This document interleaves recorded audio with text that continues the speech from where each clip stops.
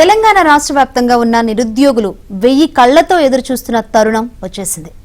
కాంగ్రెస్ ప్రభుత్వం ఏర్పడిన తర్వాత మెగా డిఎస్సి ప్రకటిస్తామంటూ ప్రచారంలో కాంగ్రెస్ నాయకులు పదే పదే చెప్పడంతో నిరుద్యోగుల్లో కొత్త ఆశ నెలకొంది. అన్నట్లుగానే కాంగ్రెస్ ప్రభుత్వం ఏర్పడిన వెంటనే మెగా డిఎస్సి ప్రకటించారు. తెలంగాణ డిఎస్సి పరీక్షకు సంబంధించిన ఆన్లైన్ పరీక్షలు గురువారం నుంచి ప్రారంభం కానున్నాయి. తెలంగాణ వ్యాప్తంగా 11,062 పోస్టుల భర్తీకి 2.79 లక్షల దరఖాస్తులు అందాయి. ఈ ఆన్లైన్ పరీక్షలు ఆగస్టు 5వ తేదీ వరకు జరగనున్నాయి.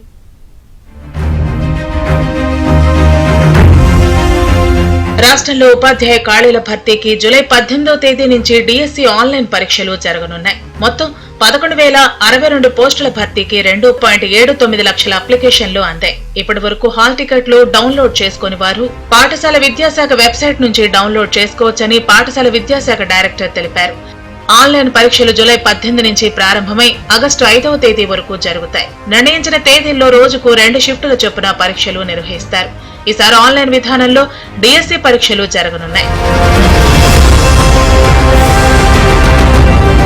మొత్తం 11,062 ఉపాధ్యాయ పోస్టుల్లో 2,629 స్కూల్ అసిస్టెంట్ పోస్టులు ఉండగా 727 భాషా పండితులు, 182 పీఈటీలు, 6,508 ఎస్జీటీలు, స్పెషల్ ఎడ్యుకేషన్ 220 స్కూల్ అసిస్టెంట్లు, 796 ఎస్జీటీ పోస్టులను ఈ నోటిఫికేషన్ లో భర్తీ చేస్తున్నారు. మొత్తం 14 జిల్లాల్లో 56 ఎగ్జామ్ సెంటర్లను ఏర్పాటు చేశారు.